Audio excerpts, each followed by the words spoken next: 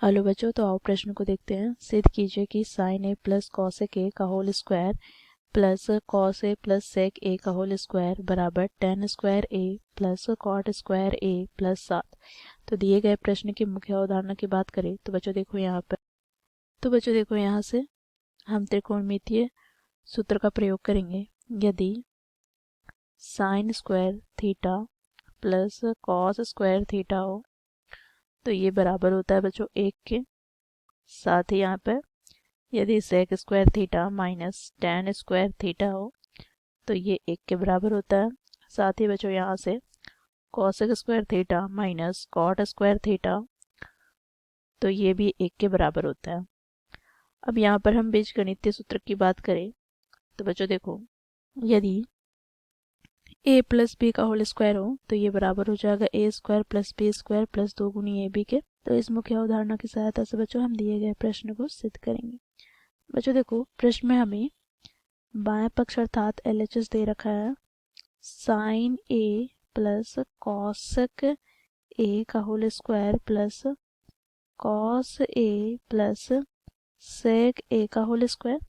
बच्चों देखो, इसे हम a प्लस बी के होल स्क्वायर के रूप में तोड़े तो हमें प्राप्त हो जाएगा साइन ए का whole square plus cosec A का होल स्क्वायर प्लस 2 गुनी साइन ए गुनी कॉसेक ए प्लस बच्चों देखो यहाँ से इसे हम a प्लस बी के होल स्क्वायर के रूप में तोड़े तो हमें प्राप्त हो जाएगा cos square A plus sec square A plus 2 गुनी कॉस ए गुनी सेक ए। बच्चों देखो यहाँ से हमें प्राप्त क्या होगा, तो साइन स्क्वायर ए। अब बच्चों देखो यहाँ पर प्लस कॉस स्क्वायर ए को हम साथ में लिखेंगे, ठीक है। यहाँ से हमें प्राप्त हो जाएगा कॉसेक स्क्वायर ए, फिर यहाँ पर प्लस का सेक स्क्वायर ए।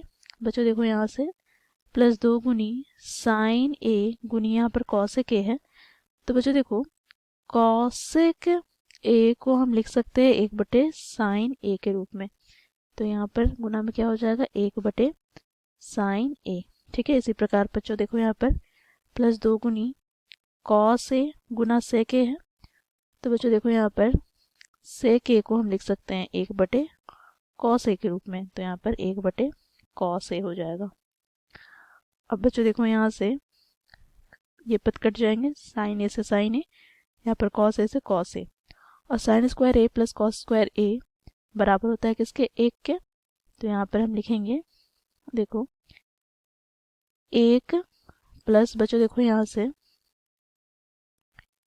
ये 2 प्लस 2 कितना हो जाएगा 4 प्लस बच्चों देखो यहाँ से कॉसेक स्क्वायर ए है तो इस सूत्र का हम प्रयोग करेंगे तो यहाँ से हमें क्या प्राप्त हो जाएगा, तो 1 प्लस कॉट स्क्वायर ए, तो यहाँ से 1 प्लस कॉट स्क्वायर ए।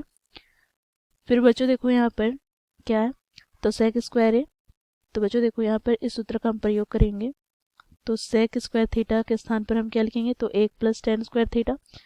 तो यहाँ से हमें प्राप्त हो जाएगा बच्चों देखो 1 प्लस टेन स्क्वायर ए। अब यहाँ से इसे हम सरल करके लिखे तो 1 प्लस 4 कितना हो जाएगा 5, प्लस बच्चों देखो यहाँ से 1 plus cot square A plus 1 plus ten square ए। इसे हम सरल कर ले तो 5 प्लस 1 6, 6 प्लस 1 7। तो यहाँ से हम लिखेंगे 7 plus cot square A plus ten square ए। बच्चों इसे हम व्यवस्थित कर ले तो यहाँ से हमें प्राप्त हो जाएगा ten square A plus cot square A plus 7। तो बच्चों ये हमें LHS अर्थात बाएं पक्ष प्राप्त हुआ। अब बच्चों यहाँ पर हम RHS की बात करें तो RHS भी हमें यही दे रखा है, अर्थात यहाँ से हम कह सकते हैं कि LHS बराबर है किसके RHS के अर्थात दाएं पक्ष के। तो यहाँ से बच्चों हम निष्कर्ष निकालते हैं कि दोनों पक्ष अर्थात LHS बराबर है RHS के। तो मुख्य अवधारणा की सहायता से बच्चों इस प्रकार हम लोग दिए गए प्रश्न को सिद्ध किए। आशा करती हूँ आप लोगों को यह प्रश्न समझ में आया होगा। धन्यवाद।